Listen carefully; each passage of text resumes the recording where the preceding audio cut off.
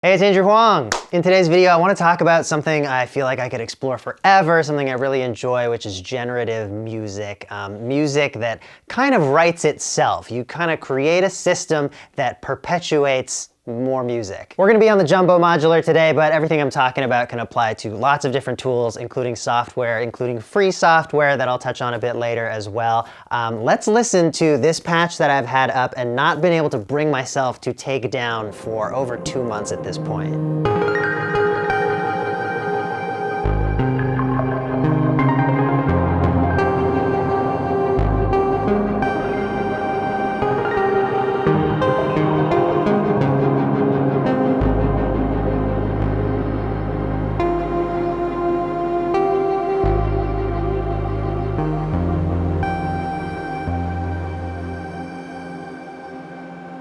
If you want to hear more of that, I recorded a 2-hour snapshot of it that's on my second channel, and also the full-length recording of that is available on my Patreon, links in the description. Also, story about my hair. I'm growing it out right now. It's in the middle of the awkward phase that feels like it will never end.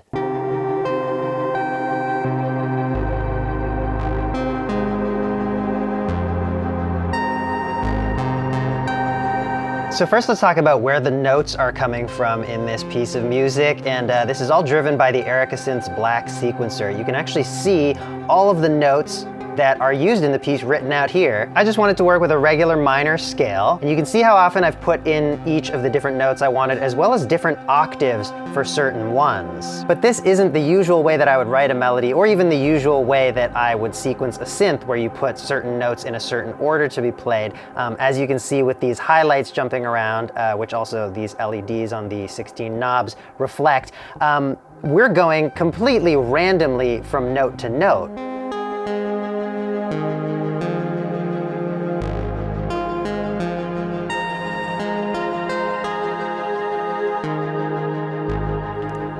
Each of these steps also has a probability that it will even fire when the sequencer chooses it randomly. And I was thinking that most of the activity could happen in the middle range of the notes, whereas occasionally we want to hit a bass note as an anchor, and often, you know, the bass movement is much slower in a piece than the melodic movement. And then at the same time, for the very high notes, I just wanted them to occasionally poke through and not, you know, constantly be up in that really high register.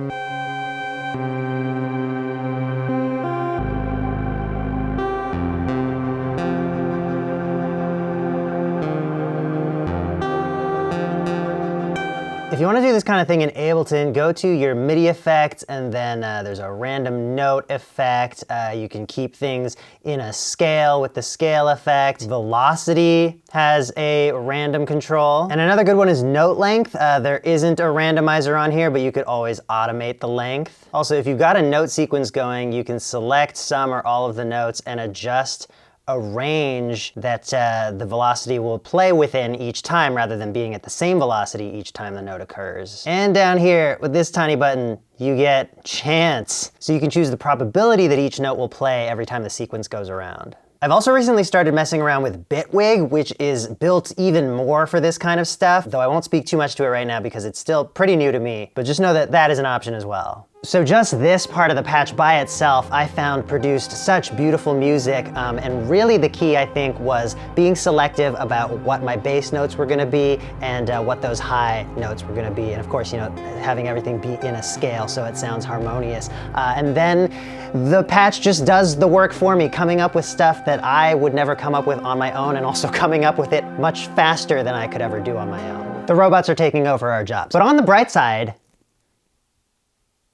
the next thing I want to talk about is expressivity. With this type of music tending to be more on the minimal side and also tending to last a lot longer than, say, a pop song, often you need a lot more nuance in your instrument voices to keep it feeling interesting or alive. Also though, since it can be more minimal, subtle changes can go a long way, and really it's about finding some parameters that you can modulate to change over time. So the sound that I'm using to play these notes is just a pulse wave. It's one of the most basic waveforms available on just about every synthesizer, but I coaxed a lot of expression out of it, in large part thanks to this Make Noise Dynamics module. Dynamics does what it does so beautifully, but really it's quite simple. It's just controlling the brightness and the volume of the sound. So with each note that comes through, it's kind of plucking it. So the very beginning of the sound is the loudest, and then it trails off, and then similarly, it's also the brightest at the beginning and then quickly gets darker. This tapering of volume and brightness is the same as how plucked instruments in the acoustic realm respond, so it's a very pleasing sound for us, and it's a great technique to make electronic sounds feel a bit more natural.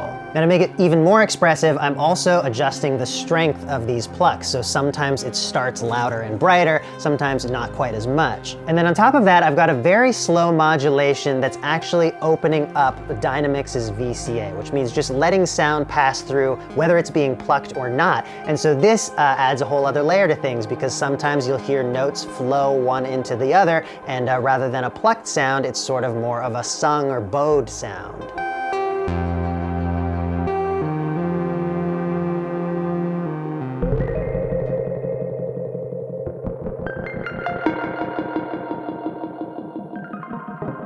I call this voice in the patch the Floaty Arp, and I will break down how I made this sound, but it's kind of like a bunch of techniques all rolled up into one that hopefully you find interesting. So first of all, I'm using another plucky sound. This is Mutable Instruments Braids. Here though, instead of changing the level of pluckiness and all the brightness in the volume and having it swell sometimes, it's always plucky, but I'm actually changing what synth algorithm is active pretty regularly, and so the source sound itself is constantly changing.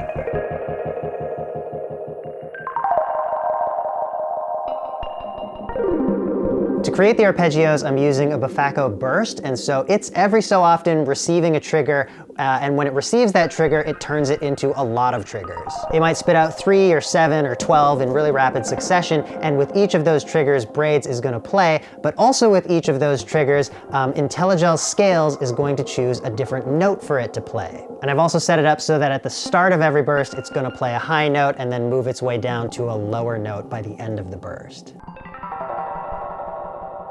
And of course, I'm using only notes from the key that we're in. So I absolutely love this sound. I could just listen to this forever. I feel like on my channel, I give a lot of love to these sparkly arpeggios. It's just my soul sound.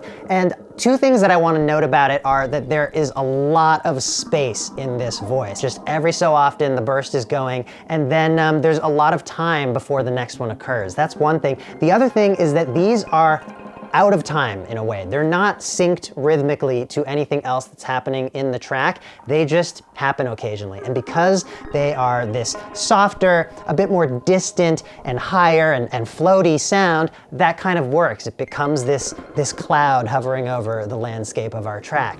And so I just came up with that right now. I didn't pre-plan that. Do you like that? Using a cloud as a metaphor? Should I be a poet? I think there are so many versions of a cloud that you could put on top of your track though. You know, it doesn't have to be a descending arpeggio. It could be ascending. It could be a little bit more random. It could have less space in it and really just kind of sprinkle around constantly, but maybe, you know, in that case would need to be filtered away or a bit more sitting in the back of the track. Instead of a plucky sound, it could be a swelling sound. It could go much slower. You could send it to a fully wet reverb and just let that be the cloud. Do clouds to it. Maybe that should have been the name of this tip.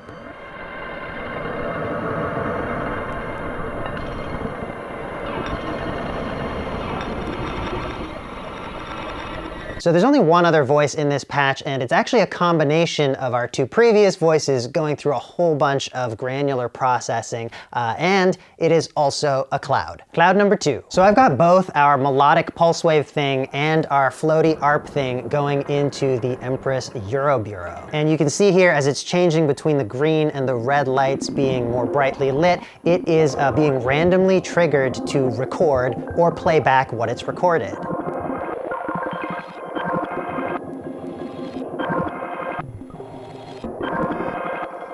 So it's just grabbing small snippets of audio, a few seconds, sometimes much less, and it's playing them back in a loop. This might actually be called micro-looping instead of granular. I think with granular, there's a specific definition of like what range of milliseconds it is to be granular. In any case, small chunks of audio being looped, and they're also being pitched up an octave. I'll also just note, if you're not familiar with the Euro Bureau, it does a lot more than just this. It's like a multi-function module where you can kind of patch your own thing within it to kind of suit the needs of your system. So for my patch here, I wanted to build this stereo micro looper just as an experiment, and I really like how it turned out. Now that stereo signal from Euro Bureau is going to Immutable Instruments beads, doing some by-the-book granular stuff, so super tiny fragments of audio being grabbed and played back at different rates, and this is mixed half wet, so you're hearing both the Euro Bureau stuff on its own and what beads is doing to it.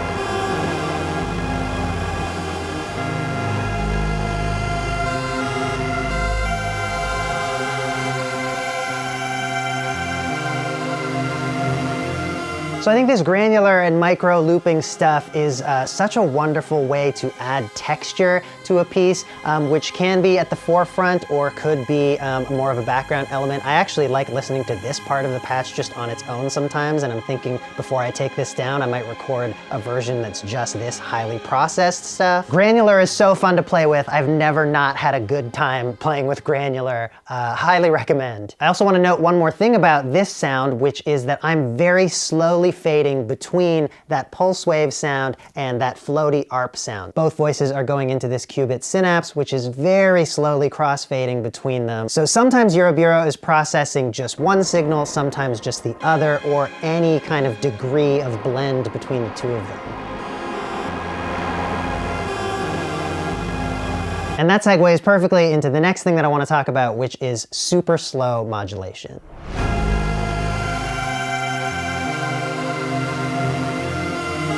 When you're dealing with the usually much longer time scales of generative and ambient music, you know, pieces that last for 2 hours, 4 hours, days, slow modulations are super key. I think early in my journey of creating this type of music, I would kind of create a patch and then I would just let it play for a long time, and it wouldn't have those gradual changes in it, so it did get stale. And I'm sure a lot of people think this kind of music is boring regardless, but I do think that all music wants to be alive in some way, and so when you're dealing with a larger scale of stuff happening, you still want change happening, but the change has to happen at that larger scale. I find that these kind of ambient pieces are best when they feel like they're going on a journey, where you have something very slowly building up, when you've got changes in intensity and density, and even in the sounds themselves, when those are kind of evolving over time. So in this piece I mentioned there's a very slow fade between the voices being granular processed. You know, I think it takes 1 or 2 minutes sometimes to complete the cycle. There's also a very slow modulation I didn't mention on those notes that are being played, where for periods of time in the piece, no notes will be played. They'll just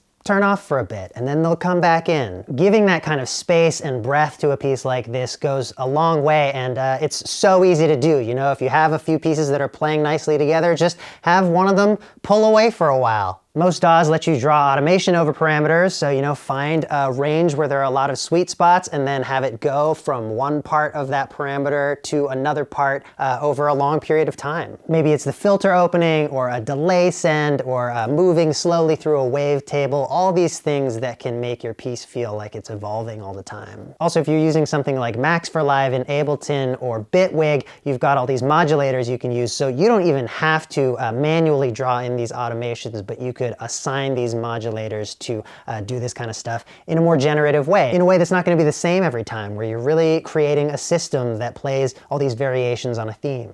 I also gotta mention, if you do want to go the modular route but you can't afford it yet, or you're not sure about it, check out VCV Rack.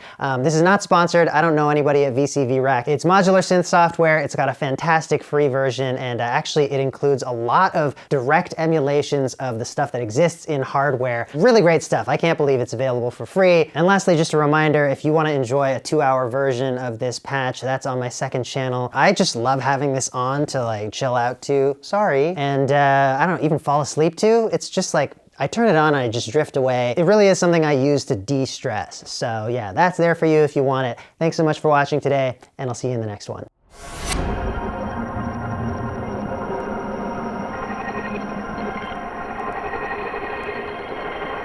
I'm gonna be on the, whoop, you can hear me? Hello? Yeah.